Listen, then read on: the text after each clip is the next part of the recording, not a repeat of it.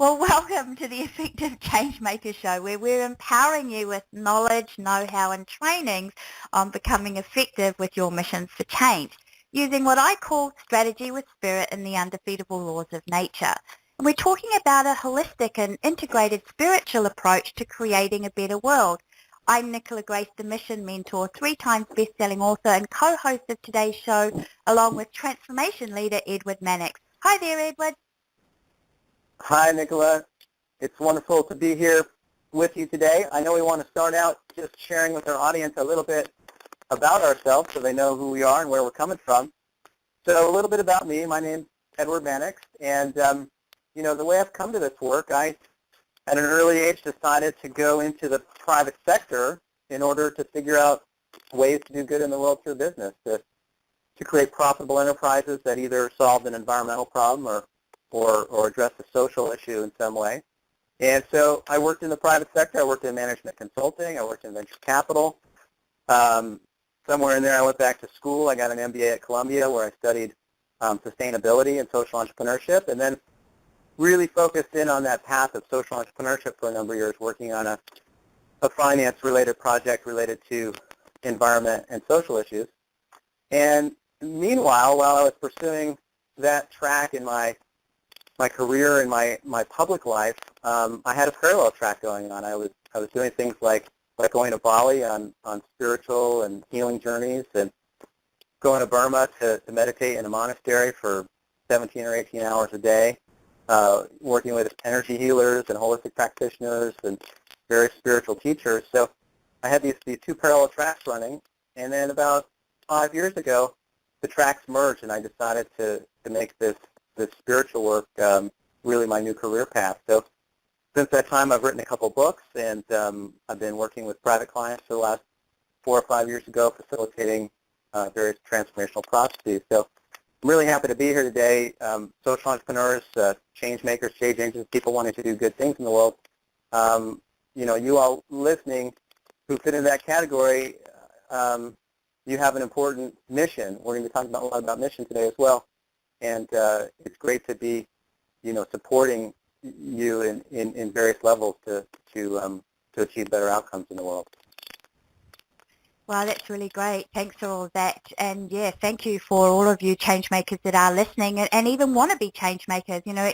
Anybody who sees a problem in the world and thinks about an issue that can help them solve that, thinks about a solution that can help them solve it, is what I call a quantum activist. You are already in the process of making change merely by observing the problem and putting a solution to it. And I'm going to talk a little bit about that as we go further into today's show.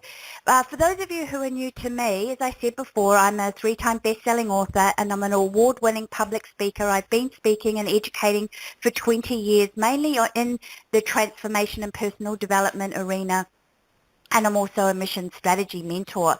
And like Edward, I've had a parallel life running between my professional career and my spiritual life right up until the 2 merged together when I stepped up to save $1 billion industry from ruin. And I achieved in 6 months what that industry were unable to do in 7 years, because I was using something called strategy with spirit and the undefeatable laws of nature. And I believe that was critical to my success. And I did this all while I was dealing with the news that I had cancer for the 2nd time. So you might say I've become somewhat of an expert in achieving missions despite impossible odds. Well, I made history by saving that industry and with an award-winning strategy, because no change maker had done what I'd done before in peacetime, and no one's done it since me in my native country of New Zealand. And to my awareness, it hasn't been done in any other country in the world yet. Don't quote me on that. I'm still doing the research. But that's something I want to change, and that's part of the reason why I'm putting this show together with Edward. Because it really bugs me deeply that great people with good hearts and grand missions that would make this world so much better often get thwarted or stopped by roadblocks, sometimes unnecessarily, and sometimes because they lack the abilities and the influence to create forward progress and ultimately reach mission accomplished. So Edward and I are wanting to help you become more effective with your missions for change so we can all enjoy the benefits of a better world for all. Amen. That's really that's really beautiful, Nicola. And hey, just one thing. You mentioned you saved this billion-dollar industry. I think a lot of our listeners like to know. Correct me if I'm wrong. This was like the holistic healthcare industry in Australia or New Zealand? With the natural health industry of New Zealand. They were up against legislation that was going to amalgamate a regulator and privatizer, and it would become a corporation funded by the pharmaceutical industry, pretty much run by ex-pharmaceutical industry people, and the regulatory red tape would have closed the New Zealand part of the industry down and left all but two major players in the game, and 3,000 jobs would have been lost, 300 businesses would have gone out of business. Yeah.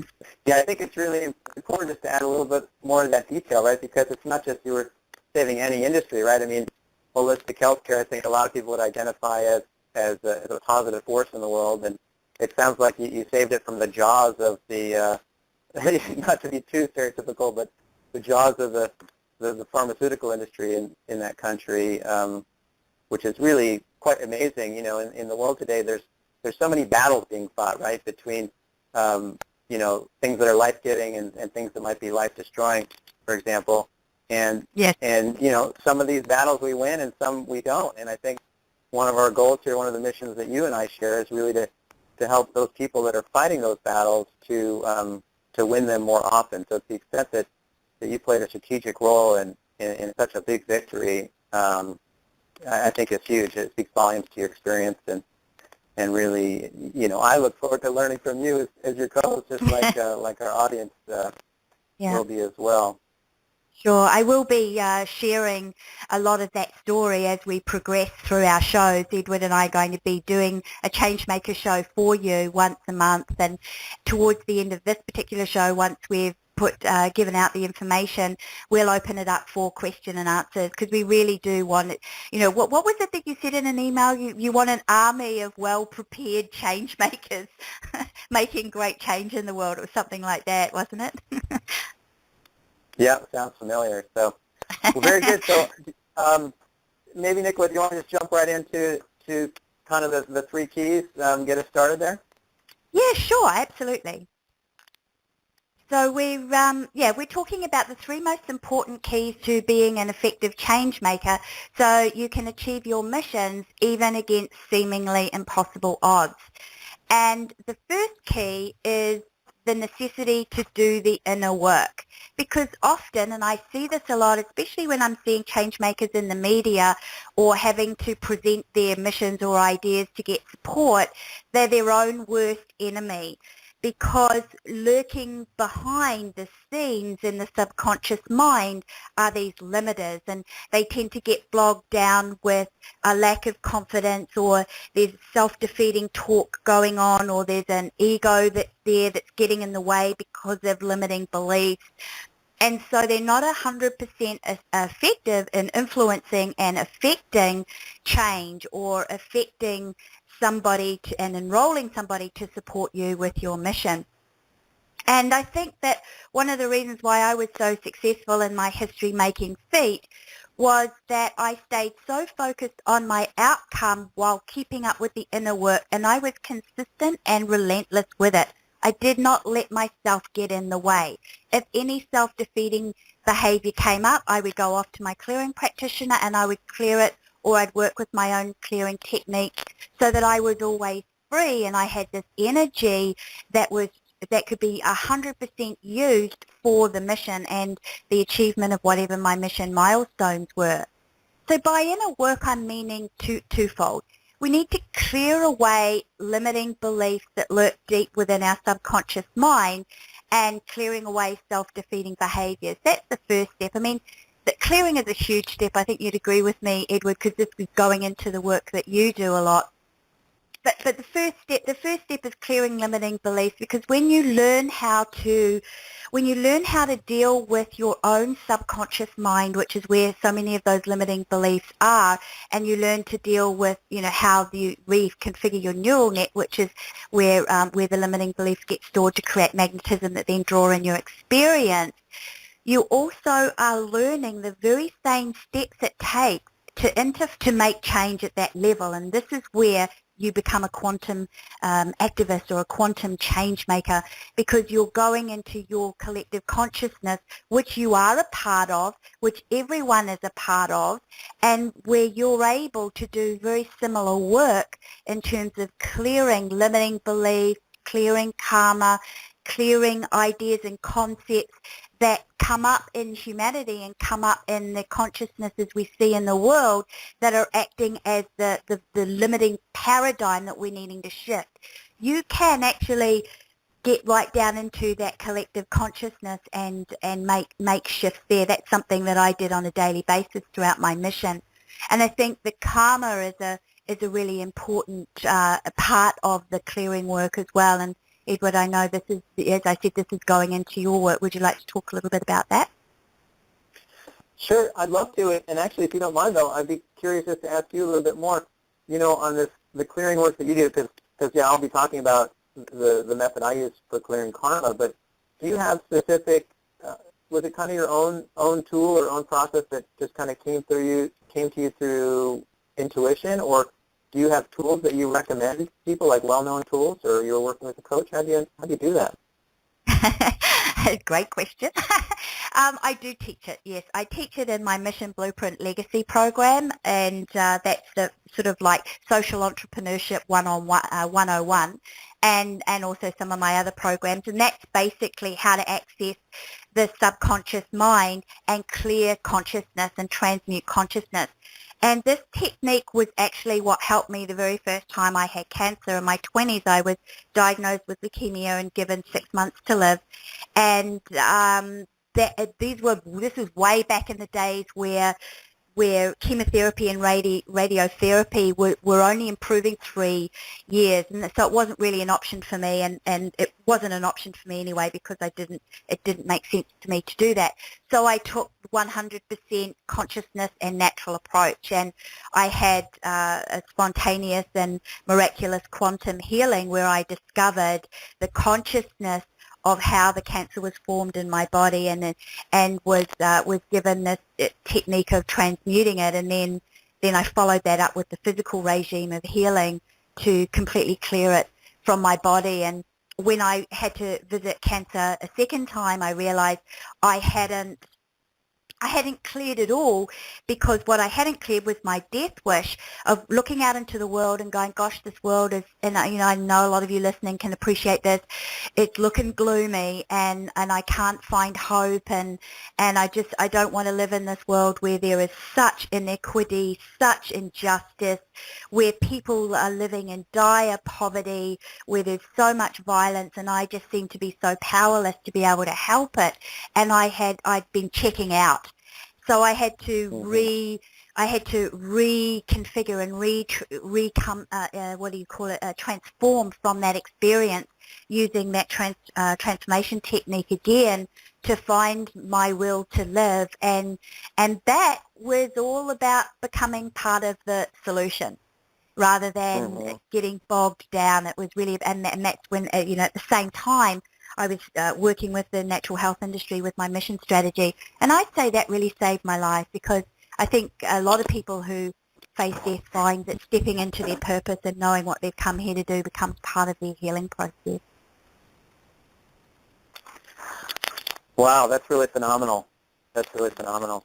And this technique, this was given to you directly by spirit, essentially? Or yes, essentially, yes. Wow. Wow, that's really amazing. Well, it's interesting, right? Because, you mentioned a couple of things, about consciousness, clearing consciousness, and getting into the collective consciousness. And I guess, the cousin of that, or kind of the angle that I come from that, is really focusing on this karmic layer, right? I think a lot of people, it's like, we know what our conscious thoughts and our intentions are. Those are usually the most obvious, right?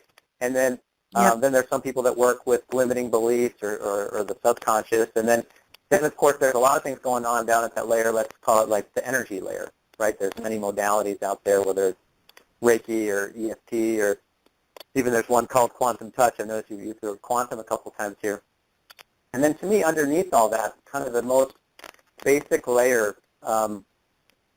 basically separating, let's say, our soul, like there's the karmic layer, right? It's kind of that most basic layer. Once you get underneath the karma, now you're kind of at the soul level. So it's that bridge between where our soul is and then projecting into reality. So I work a lot at this karmic layer, and let's say as it relates to changemakers or people on a mission, we all have these imprints, right?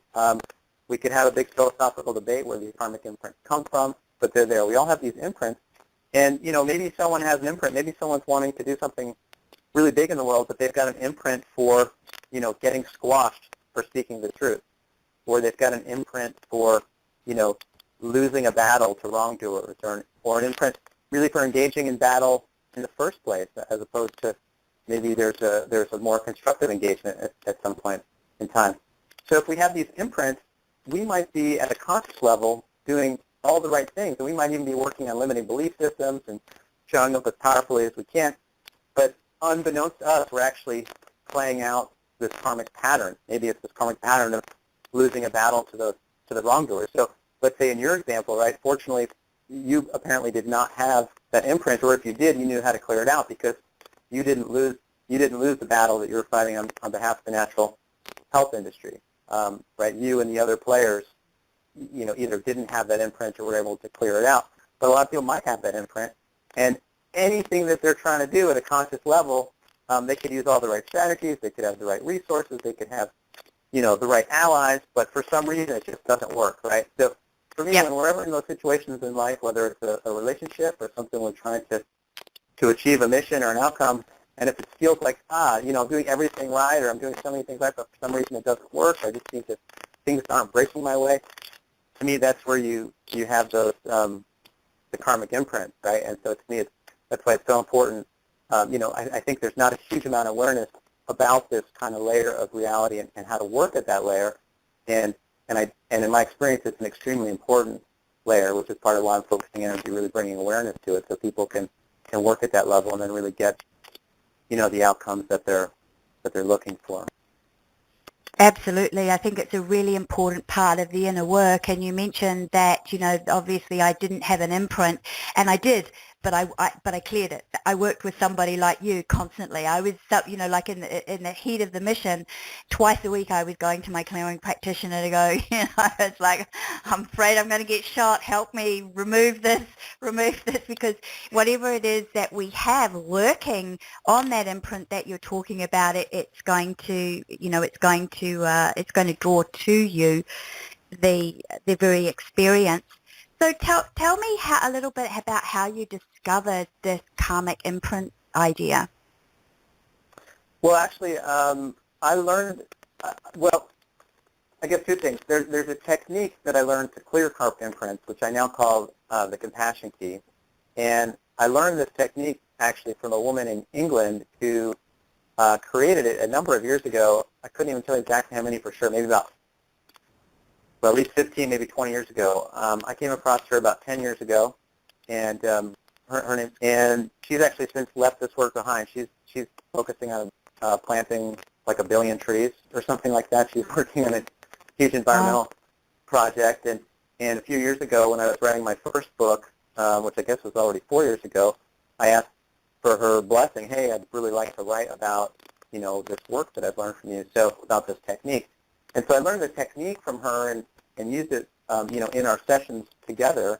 And then, but kind of the whole other, like all the mental constructs around it, the understanding of karma and karmic imprints and metaphysical causation and some other concepts, all of that essentially are discoveries, many of which I made actually before I met her in terms of causation, and then some I've made as a result of the work, but was more kind of my own process of piecing different pieces together from my own direct experience, from other spiritual friends or teachers, things like that. So it's been kind of a combination. Right. So you mentioned before about, like no matter how, whatever strategies you apply, no matter how much action you do, whatever it is you take, that if these karmic imprints are there, it's kind of like you're not going to get anywhere. They're going to pull you back to it. And why I say strategy with spirit, have to do the Hmm. spiritual work, because it is spirit and it is consciousness, especially the collective consciousness, that forms the very experience that we're having in the world today. And what I really love about the work you do, and I know it from myself, is that each time every one of us deals with those imprints, we're clearing past. And when we clear past, we're making a way for a new future. We can write the new future. Otherwise, being a history major, I know that history repeats itself over and over again. And one of the ways that we can stop that so that we can create a new history and a new future is definitely by dealing with those karmic imprints and doing the whole gamut of the inner work that needs to be done. That's the that's a spiritual strategy. Hmm. Hmm. Very well said. Absolutely. I really like what you're saying about it. It is. It's. We each have our own individual patterns that play out in our life, right? Let's say someone has like a betrayal imprint or something, and they get betrayed, left and right, or every 2 or 3 years they experience a major betrayal. And on the collective level, we also have these big karmic patterns too, like you're repeating yourself. And I think it's exactly right. And people, I think, oftentimes underestimate the difference really that one person can make. I mean, we're all connected, not only Yeah. kind of in physical reality, but at the level of spirit or in karmic reality. And, when one person does the really deep, deep work and clears out layer and layer and layer and layer and layer of their own karma, it really makes a difference on the collective. It automatically, through kind of the invisible lines of causation, it automatically shifts the collective up, a little bit, or sometimes more than a little bit, and then, it's moving everyone up the upward spiral. Other people, it's like when you blaze that path for yourself, and it makes it easier for other people to clear similar things, and so on and so forth. So we're each living our own lives, but we're also part of kind of the big human story unfolding. And when one of us steps forward, we all step forward. Absolutely. That's the quantum activism, doing that inner work, which is key number one to being effective. You're not only affecting change via your physical actions, you are affecting it by what it is that you're doing on that inner plane, because it all, it's all stored in the subconscious mind, and the subconscious mind is the doorway to the collective consciousness of which we're a part of. So I think this holistic approach that we're talking about just before we go into key number two is really about no longer approaching strategies for your missions and moving ahead with the change that you're wanting to affect just with our left brain and our body, because look at the result that we've got from that. We've had centuries of people just doing the left brain, strategy planning, and we really need to integrate that right brain, which helps us access the creative and that creative intelligence, and then coming into the whole spiritual aspect and integrating the two for a really holistic approach, because that's where the power is. It's certainly what I've discovered, and I know, Edward, you're working in the very same way as me, and in your own work as well. So that's a good segue into the fact that we're both true to our purpose, which is why we're able to be effective in our change making. And that's key number two: stay true to your purpose. Edward had mentioned before about, if you have got a karmic imprint and here you are fighting a battle that's not really yours to fight, you're not going to be successful. But if it is your battle and there is an imprint for you there to be successful at it, you're staying true to your purpose, you're going to be so much more effective. And what I discovered after re-examining what happened with me with my big mission, and I wanted to duplicate that to see if it could work for business owners, social entrepreneurs, could it work for politicians, could it work for NGOs, could it work for mum and dad who want to leave their jobs and have a business that creates change and that helps create a better world. Is it universally applicable? Well, in that discovery process, what I found was something that I'm calling a mission blueprint, which is very much like an imprint at the soul level. Well, it is an imprint at the soul level, where we have been given this plan of the best possible life, the best possible outcomes, and our highest abilities and access to those abilities all written down in a script at any given moment if we choose to go into a higher purpose and make a difference in the world. We've got access to that, and when we step fully on it, then we sort of become connected to that inner mojo or that inner spiritual power that is innate within us. It begins to awaken in us. So one of the things that happened with me constantly throughout my mission is people kept saying to me, you were born for this. This is your mission. This is what you were born to do. Only you can do this because this is your blueprint. And I started thinking about that and going, well, no, I think anybody can do what I did. But then I learned, well, no, because it was mine to do. It's like, but each and every one of us has a mission that is ours to do. And when we step fully on to that mission blueprint, then you're going to, like I said, tap into that inner mojo, that inner power, and as well as just be naturally able to tap into something. I don't know. I'm getting lost for words because I'm moving into that energy that happened to me when I felt that energy moving through me, and I was going, wow, this is an ability that's far beyond being a human being with one half of a brain. This is going into that other 90% of the brain. This is tapping into the spiritual, creative, intelligent energy to move mountains, so to speak. And that's all part of, coming into your mission blueprint. And on that note, we've got a special gift for you that it's a special training on accessing that mission blueprint. How do you do that? What are the 7 steps for doing that? And you can get that at the website missionblueprintteleSeminar.com/change. And I'm going to put that link into the chat box for you later on towards the end. But I just wanted to let you know that Edward and I have a couple of really good trainings for you to give away so you can continue with this work and continue to become more and more effective in what it is that you're doing. Now Nicola, that sounds really exceptional. I'm listening to you speak, and I feel like I'm not only hearing your words, but it's like I'm receiving a transmission or something at a certain level about how to kind of step into that power. And I'm curious, when you mentioned the mission blueprint, is it kind of like, is it almost like a fixed destiny, or is it malleable? I mean, how much choice or control do we have from your perspective or in your experience? Well, we have free will. Do you kind of understand my question? Yes, I do. We have free will, so we are free to absolutely not follow the mission blueprint. But one of the things that happened in my life is I kept getting the rug pulled out from under me, even when I thought I was on purpose. When I stepped onto my mission blueprint, that stopped happening. So I realized, yes, I have free will. I could go and pursue anything. I could do whatever I want, and I can get passionate about a lot of things, but I'm going to be the most successful when I'm following the foundation of my life for the best life possible for me.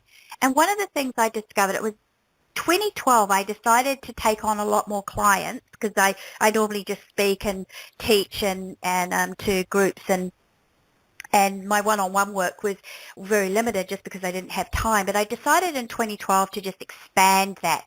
And I ended up consulting with over 1,000 people to help them find, follow, and monetize their higher purpose. And I discovered, as I was looking through their mission blueprint, this is the visionary work that I do, that if everybody stepped onto that blueprint and they followed their mission, because this is much bigger than just your life purpose. It includes your life purpose, but it's much, much bigger. But if everybody stepped into their soul's grand plan for the best possible life they could have, through the butterfly effect or the ripple effect, there would be huge changes that were made in the world just because of them doing that particular mission. And I started to see that, wow, within that imprint is the grand plan for, I don't know, the saviorship of humanity maybe. And that's where we access our greater abilities to be servers of the divine plan perhaps. I don't know, but it was there. I'm going, wow, if everybody could just get on their mission blueprint, we would start to see really quick and effective change, because people would be following their soul's plan, not their ego, because that's where the world is at today. It's there as a result of egoic pursuit. We shift that, we shift the world. Yeah, that's huge. It's interesting. My second book is called Impossible Compassion, and I named it that because the whole idea with using this compassion technique is that it enables us to achieve things that we might think are impossible, right? Whether that's in our individual reality, like healing from a disease, like you've had that experience, or transforming relationships or situations that seem impossible, and also on the collective. And I specifically, in the introduction of that book, I specifically talk about this idea, well, can we end war on the planet in the next 5 or 10 years, right? I mean, people never talk about it in these terms or time frames, but you start to think about it, it's like, look, not having war is definitely within the realm of physical possibilities, right? I mean, it's physically possible for us not to be killing each other, but we just have this mindset that it's outside the range of social possibilities. But then you look at history, right? I mean, in the United States, we have an African-American president. Like, how many years ago was that outside the range of social possibilities, right? Or, if you look at Mandela in South Africa, there's a number of examples of things that were completely outside the range of social possibilities all of a sudden happened, right? And so I really like what you're saying about the butterfly effect and everyone just kind of getting in alignment with their mission. Bigger than we can understand, changes can happen. I mean, I guess it starts to get into kind of chaos theory and nonlinear change and tipping points and all these, exciting concepts that, we don't know who the, or maybe you know about the 1,000th monkey, right? We don't know, or the 100th monkey. We don't know who the one is that tips the scale, right? And so it's like the best thing each of us can do is just be one of them, right? And the more and more of us that step forward, step into alignment with our mission, live our highest truth, then good things are going to happen, and we don't exactly know that moment when all of a sudden there's a kind of a quantum shift or a qualitative transformational shift in major areas in the world. So it's really inspiring just listening to you speak about this stuff, and it's really it's great. I love it. Yeah, I like the way that you talk a lot too about the compassion key. Is it something that could end world war or change the world at that quantum level? And well, the answer to that is yes. Yeah, absolutely. So, exploring a little bit more about karma, I guess it's two sides away, right? It's like, one is we're talking about, well, aligning with our mission, which is putting kind of the positive, like shining light into the world in some way. And then the other side of that is, well, what's blocking that light? And in my experience, the deepest or oftentimes the most difficult to resolve blocks are really, at these at the karmic level, right? And so if we bring it back just to kind of practical reality for a minute with, let's say someone's on a mission, they want to, they want to help solve a homelessness-related issue in a certain geography, or in the U.S. there's all sorts of big problems, like large-scale problems, whether it's, GMOs, genetically modified organisms, is something people are pretty up in arms about right now, or, we have just huge kind of epidemics of cancer and obesity and health crises, right? So if someone's on a mission to solve one of these big problems, right, if they have a karmic imprint for scarcity or not having enough resources, it might be hard for them to garner enough resources to solve, right? Or if they have a karmic imprint for dysfunctional relationships of different shapes and sizes, that could then kind of get in their way. Or, it's actually interesting. You mentioned this idea of you had this experience of having the rug pulled out from under you. I mean, to me, that looks like a karmic imprint. And it's interesting that you said, well, then when you step in alignment with your mission, that went away. So there could be something that I don't know about yet, which is that when we align with our mission, it can automatically just kind of clear certain karma for us, right? And so, I think in terms of the second key here, we're talking about staying true to your purpose being one of the keys. As it relates to karma, it's like, one, you could have a karmic imprint, which is you can't find your purpose, so you feel lost, right? So you can use this compassion technique to clear that out, so maybe your purpose can become clear. And then secondly, while in pursuit of your purpose and trying to stay on purpose, you could have all these other stumbling blocks at the karmic level, which again, we just want to clear those out of the way to open up that path so that failing and really, be on the side of history in terms of not being the example of history where you stood up for what was right, but kind of got crushed by the other forces, but where you actually, made the change in physical reality. Not just a moral victory, but a real tangible, practical, material victory in really moving some things forward. I like that word, victory. Yeah, and it goes back to the first key, doesn't it? You've got to be doing that inner work. You have a gift to give people learning a little bit more about the compassion key and how, do you want to tell us a little bit more about that and tell people where they can go to get that training? Yeah, for sure. So yeah, I have a 1 hour webinar basically that introduces this tool, how to use it. There's basically two versions of it. There's a long form technique and a shortcut technique. So kind of walk step by step through the technique, as well as a lot of the theoretical underpinnings, the understanding of reality, this kind of alternate view that enables you to use this tool really well. So that webinar, if you go to edwardmannix.com, my last name is spelled Mannix, edwardmannix.com/compassion. That'll take you to a link where you can basically sign up for that free class. You'll see on the link, I'll just warn everybody who goes there, it'll show that the class has already taken place, though, for the live class, but if you sign up, I'll still send you the link where you can listen to the recorded version of the class. Excellent. It's a great class. I've listened to it, and I think you've got some really important information that can really quantum leap, since I'm using the word quantum, the change that we're really needing to see in the world. Because I see in my own practice of people coming to me for sessions, it's like when they're looking for their purpose, that quite often I hear, well, what's the use? Is the world going to be around? There are still people that fear that we're heading down the wrong track, and I think that the more and more of us that can become more effective in the work that we're doing, the faster the positive can really begin to permeate into the collective consciousness, and we can really help lift people's spirits and provide hope, as well as really start getting this party started on the change game. So excellent. Yeah, and that's a good segue into the third key, which is work with the undefeatable laws of nature. So we're talking about the three keys to being effective in change making. The first one being doing the inner work. The second one being stay true to your purpose. The third one, working with what I call the undefeatable laws of nature. Now, I call them undefeatable because true laws of nature, or true laws of physics, have mathematical equations to them. They govern everything in our physical universe. Now, nobody can break them. Nobody's been able to break them. We can't break these laws that govern the way things work in our physical universe. So that makes them undefeatable.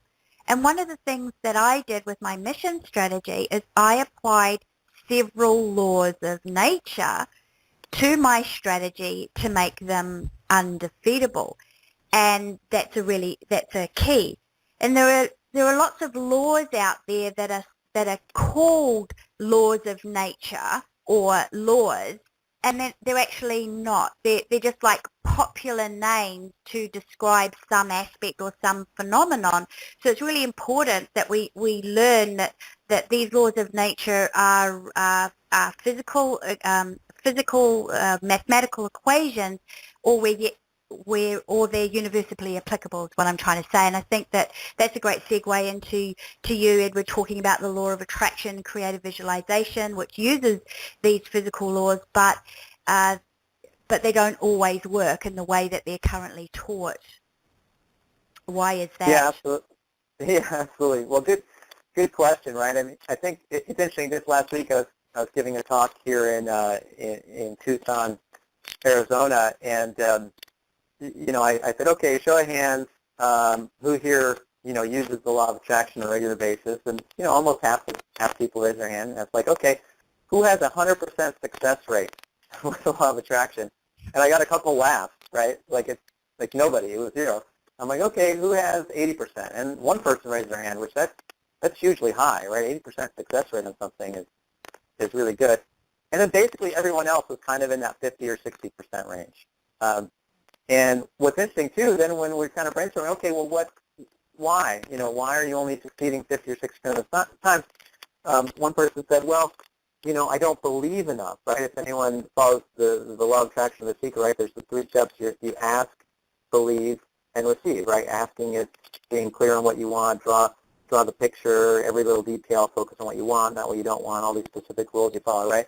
And then believe is just believing that the universe is going to give it to you, and then you just have to be open to it and receive, right? And so the first response is, well, I didn't believe enough, which is really just another way of saying I must be doing it wrong, right? It's someone believing that it would work if I could just do it right. Well, what I found, I mean, I started getting into manifestation work probably 12 or 13 years ago, actually just a little bit before, maybe 2 or 3 years before the book The Secret came out, and it really started to burst into the scene in a bigger way. And I had a lot of success with it, but I also just found limitations. And when I dug really deep, I saw that it wasn't because I was doing it wrong. It was because there were some real missing pieces to that, right? So I'll just kind of cover a couple of these points briefly, and they are covered in much more detail in the class that we just mentioned a few minutes ago. But a lot of it basically comes down to like analogies of how reality works. I mean, law of attraction, you get this mental idea of maybe a magnet or something. You're magnetizing something. Well, another analogy I like to use when I think about how reality works, I like to think of projection. You could maybe I'll create a new law called the law of projection, which of course isn't really a law, right?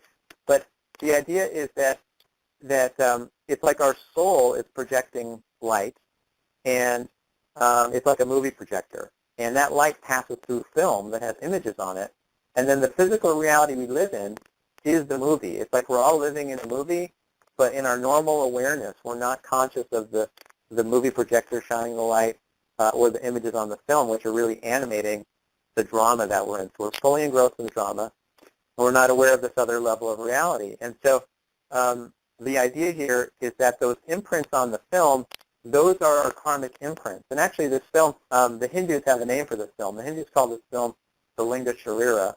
A lot of people in the Western world who might be into kind of energy or spiritual stuff might call it the subtle body. But the idea is that we have these imprints that are on this film being projected in, and that's really what that caused in our lives a great percentage of the time. That people in the movie doing things, saying things to one another, doesn't really cause things. All these things are caused by the projector and the film. And so this relates to where the law of attraction fails quite a bit. The law of attraction is basically saying, look, use creative visualization, draw a very detailed picture. So the idea is you draw the detailed picture, you place it on the film, then that's going to project into reality, right? That's how the law of attraction would think about things, in this movie projector reality. So that's a really good idea, and it'd be great if it really worked that way. But there's this huge blind spot here in the law of attraction community, for the most part that I've seen, which is that we're not working with blank film. It's not that we just have a blank film and we can draw a picture and that picture shows up in reality. There's already imprints on the film. So what happens a lot of times, this is where we kind of get a mishmash. Maybe we're wanting to manifest true love or a most compatible soulmate, and we draw the perfect picture, but then we've got an imprint for, a vampire. Not a real vampire, of course, but like an energy vampire.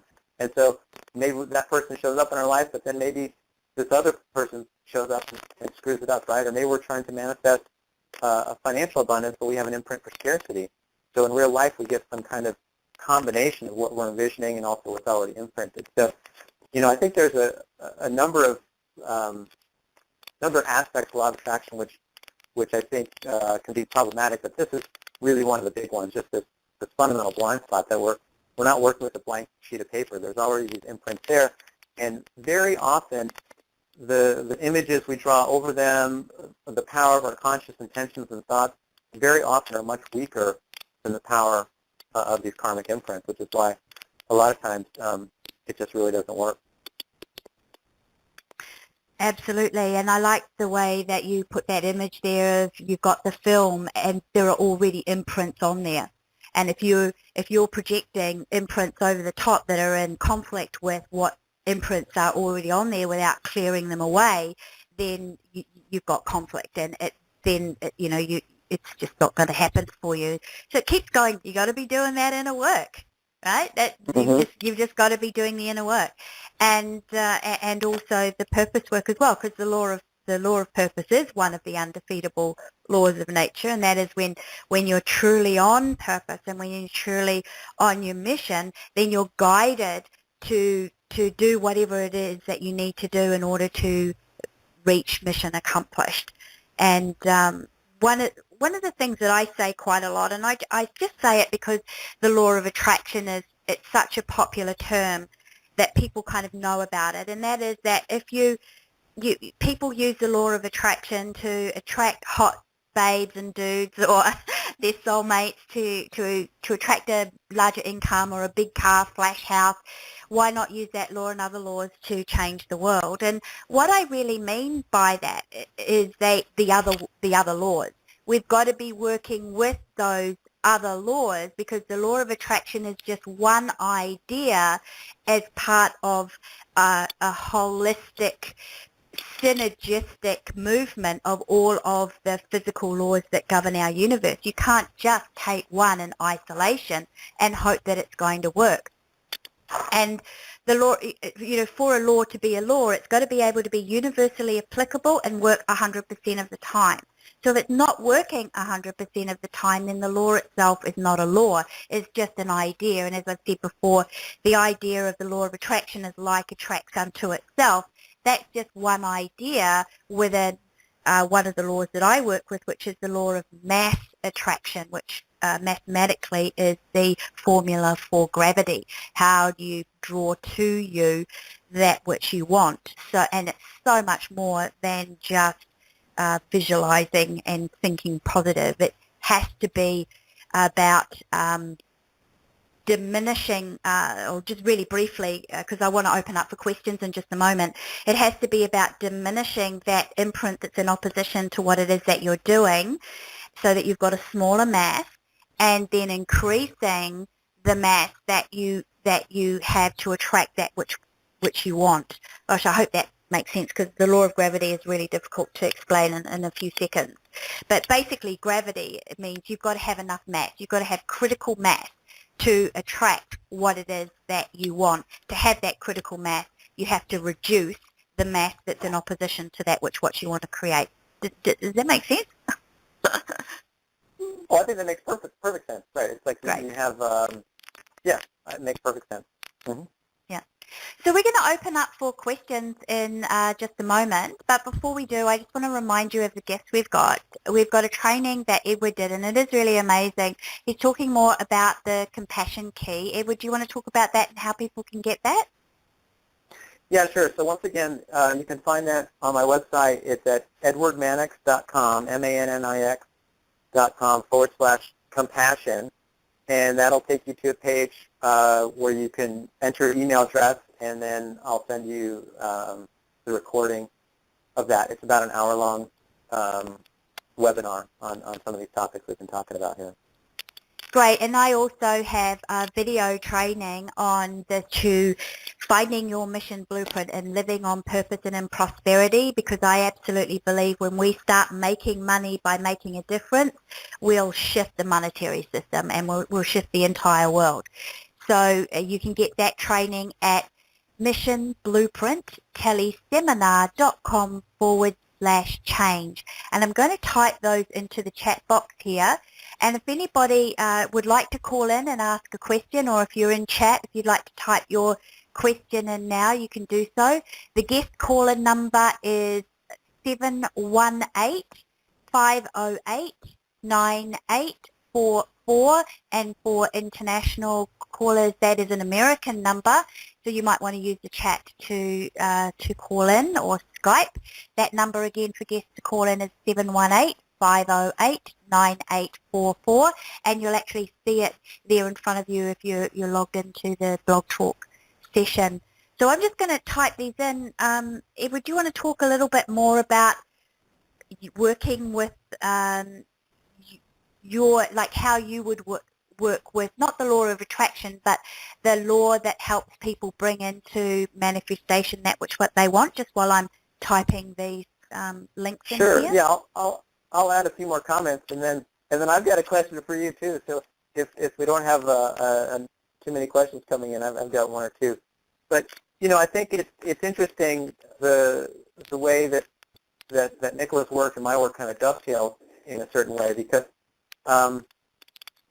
there's this idea of, well, we've got the imprints on the film, and when we try to draw the images there, we get in life is kind of a garbled up combination, not what we really were envisioning. So there is this idea that you could clear out the imprints, and now you have blank film, so now you can draw pictures and be more successful in manifesting things.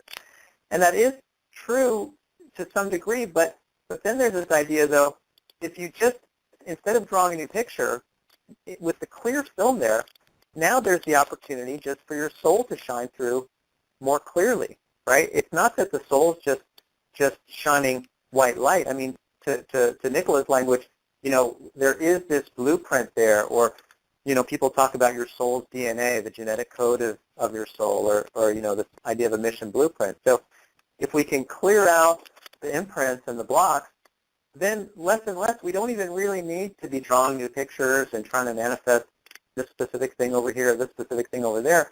Then we can just more and more just step into our soul, embody our soul, and allow that to just shine through more clearly.